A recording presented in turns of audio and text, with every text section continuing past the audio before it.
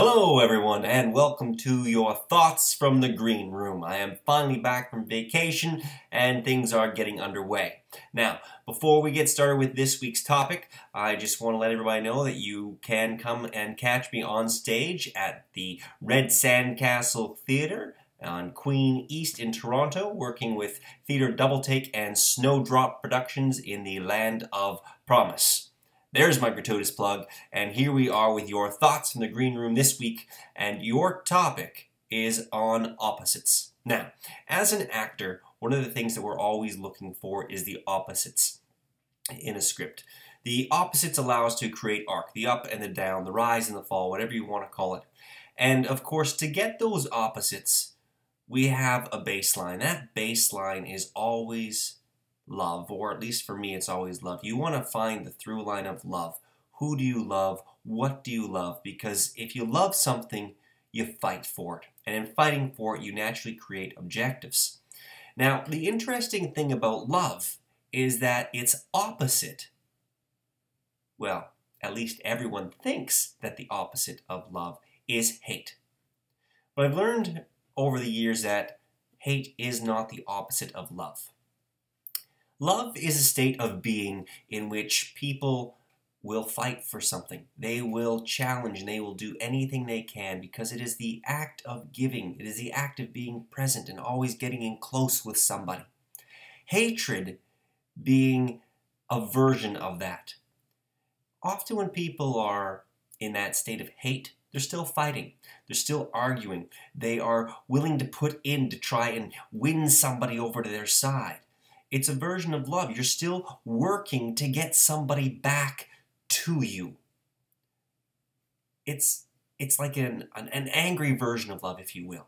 So it's not an opposite at all. It's just a track of love. So many years ago, teachers tried to instill in me this idea that the opposite of love is fear. Yes, fear. And I doubted it and I questioned it and I tried to go with it. And over the years, this has become more and more and more present for me that the opposite of love is truly fear. If love is the ultimate act of giving and trying to get into something, fear, on the other hand, is the act of trying to get away, trying to exclude yourself from something because you're afraid of it. So you shut it down, you cut it off, and you remove it from yourself, which is the opposite of trying to get something into yourself, which is love. Now, this interesting concept, of course, come up. I've got a couple characters on stage in this recent show, so I've had to look at opposites, and I've been listening to the other actors and their character creations, of course, and listening for their opposites as an exercise. And it is interesting to see, especially in this show that I'm doing right now, that truly the opposite of love is fear. There's a great scene in this current piece where the man is professing his love and the woman is so deathly afraid of him, she just shuts him down time and time and time again. It's an interesting thing. The reason I bring that up this week is I've been trying to take a look overall at the things that stop people from doing things. And in that respects, fear is the thing that seems to stop people from doing things. It's a generalization, obviously. I'm not going to dispute that, and you can look at other things that will stop people, but sweeping statement, fear stops people, period. And to that effect, I want to issue this week's challenge. Take a look at your life. Take a look at what you're afraid of.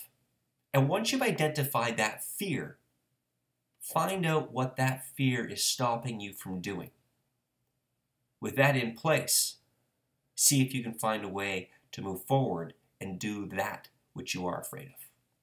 There you are, ladies and gentlemen, your Thoughts from the Green Room. Come and see me live on stage until May 9th at the Red Sandcastle Theatre, and I will see you in 1 week's time.